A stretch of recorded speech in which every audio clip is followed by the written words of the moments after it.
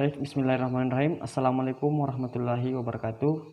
Alhamdulillahirabbil alamin. Wa binasta'in wala umur dunya waddin. Wassalatu wassalamu ala asyrafil anbiya'i wa mursalin wal alihi washabi ajmain amma ba'du. Jadi, pertama-tama mari kita bersama-sama memanjatkan puja dan puji syukur kepada Allah Subhanahu wa taala yang telah memberikan kita nikmat sehingga kita dapat beraktivitas dan kita dapat menjalankan aktivitas kita secara baik di tengah pandemi COVID-19 ini. Dan tak lupa pula kita kirimkan salawat dan salam kepada Nabi junjungan kita yaitu Nabiullah Muhammad SAW yang telah membawa kita dari alam kegelapan menuju alam yang terang benderang. Jadi sebelumnya perkenalkan, saya atas nama Tamsil, berasal dari program studi Ekonomi Syariah Institut Para Hikmah Indonesia semester 6. Nah, di sini dalam video kali ini saya akan menjelaskan mengenai jurnal yang berjudul Menegakkan Syariah Compliance dalam Pasar Modal Syariah oleh Agus Trianta.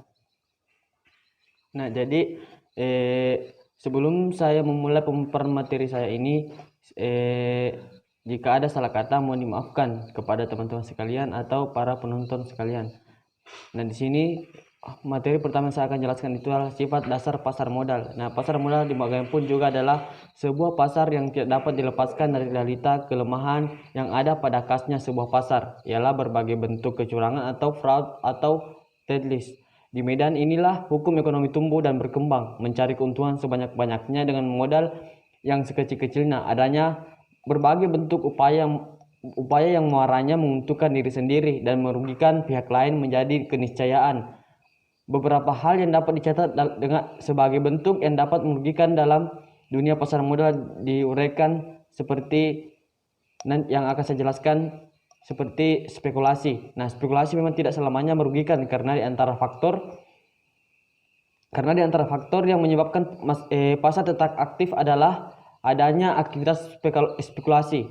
Namun dalam tingkat tertentu spekulasi ini akan membawa kerugian yang berdampak luas. Baik mencatat ada beberapa kerugian yang diakibatkan oleh tindakan spekulasi ini. Nah, spekulasi telah diberikan bagi pelakunya apa yang disebut dengan unearned income atau penghasilan yang dapat diupayakan. Spekulan ini mengambil keuntungan tanpa kontribusi yang bersifat produktif. Mereka mengambil keuntungan atas biaya masyarakat yang lebih membahayakan. Spekulasi dilakukan atas dasar spirit jalan pintas untuk meraih kekayaan.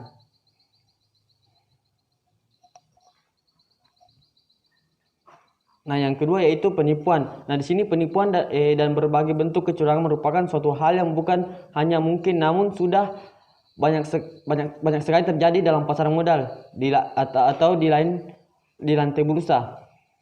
Penipuan dapat terkait dengan proses atau mekanisme dan dapat pula berkait dengan saham yang diperjualbelikan.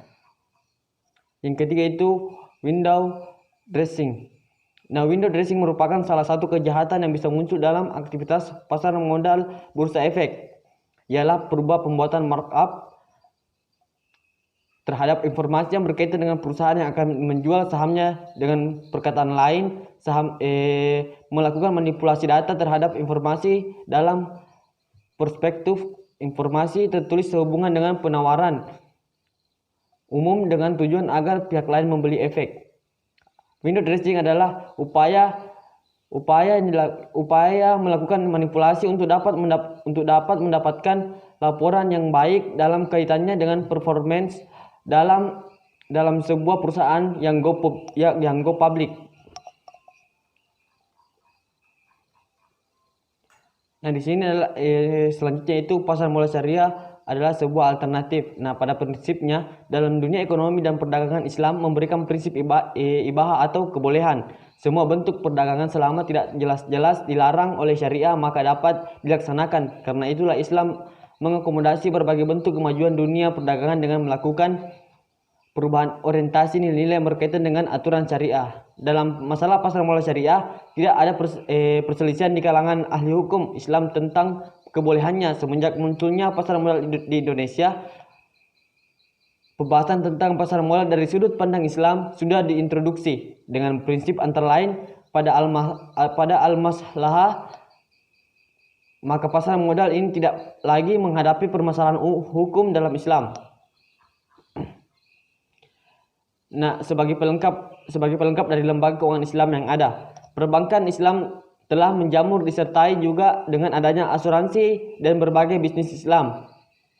Hal itu mendorong perkembangan sektor produksi dan industri berbasis pada etika yang sejalan dengan prinsip syariah Islam. Jika hubungan antara industri dan produksi tersebut dengan bank dianggap telah selesai dengan tersedianya bank syariah, maka islamisasi sebuah usaha dari sebuah entitas bisnis, baik yang berkaitan dengan penghimpunan dana lewat go public maupun proses produksi atau terkait juga dengan pembinaan mentalitas pekerja dan hak-hak mereka serta penjualan produk, dapat dianggap hampir mencapai kesempurnaan. Nah, hal ini yang tidak boleh dilupakan adalah bahwa Undang-Undang Nomor 38 Tahun 1999 tentang pengelolaan zakat serta telah memberikan peluang bagi sebuah perusahaan untuk dapat membayarkan zakatnya dengan cara dikurangkan dari nilai pajak yang harus disetorkan ke negara, meski dari segi jumlahnya masih sangat kurang signifikan. Nah, memberi peluang investasi bagi orang Islam. Nah, uang yang mandek dalam sebuah simpanan akan buruk akibatnya bagi perkembangan ekonomi. Islam pada hakikatnya melarang adanya penyimpanan uang mandek semacam ini. Hal ini bukan sesuatu yang baru bagi umat Islam.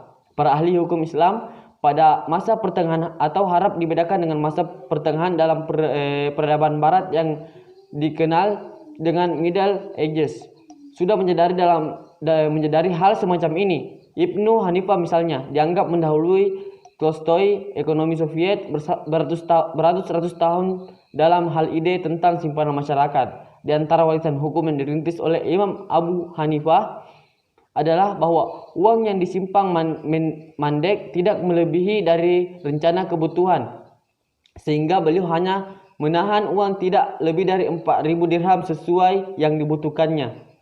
Hal tersebut ternyata merupakan anjuran untuk memanfaatkan uang dalam usaha yang produktif. Nah, sebagai alternatif sistem ekonomi, sebagai layaknya perbankan syariah yang telah terbukti peranannya sebagai pemain baru dalam lembaga keuangan, baik dalam lataran nasional maupun internasional, maka keberadaan pasar modal syariah ini dari sisi lain akan menjadi sebuah alternatif bagi pasar modal konvensional dalam kaitannya dengan pembicaraan tentang sistem alternatif. Maka jika bank syariah telah terbukti resistan terhadap goncangan krisis, maka pasar modal pun diharapkan akan menjadi media investasi yang resistan dan fair. Nah, memberikan stimulasi perilaku bisnis secara islami.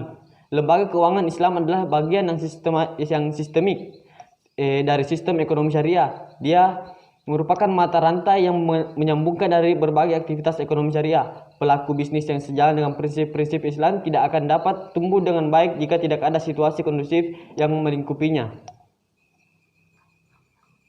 Menuju syariah compliance, hal yang sangat penting untuk diklarifikasikan sebelum membahas lebih lanjut tentang syariah compliance adalah apakah sebenarnya yang menjadikan sebuah pasar modal itu dapat disebut dengan pasar modal syariah.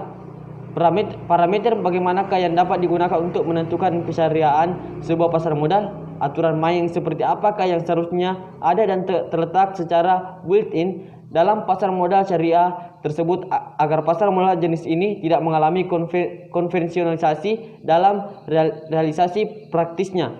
Nah, sebagai upaya untuk memperjelas hal tersebut haruslah dimulai dari yang paling mendasar atau mulai dari nol dalam dataran konsepsional. Pada poin selanjutnya yaitu pembakuan bentuk perjanjian yang sesuai dengan syariah. Aspek yang dapat dianggap paling sentral peranannya dalam pasar modal syariah ini, sebagaimana juga dalam setiap aktivitas transaksional, adalah perjanjian.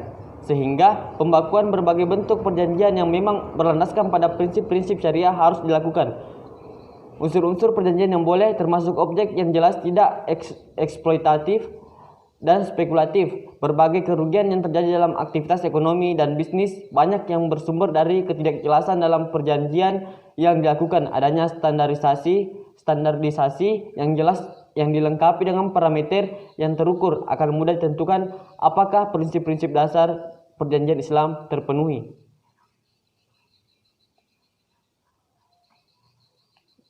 Yaitu yang selanjutnya yaitu transparansi akuntansi syariah atau prospektus syariah. Dalam aktivitas muamalah, transparansi merupakan suatu keharusan.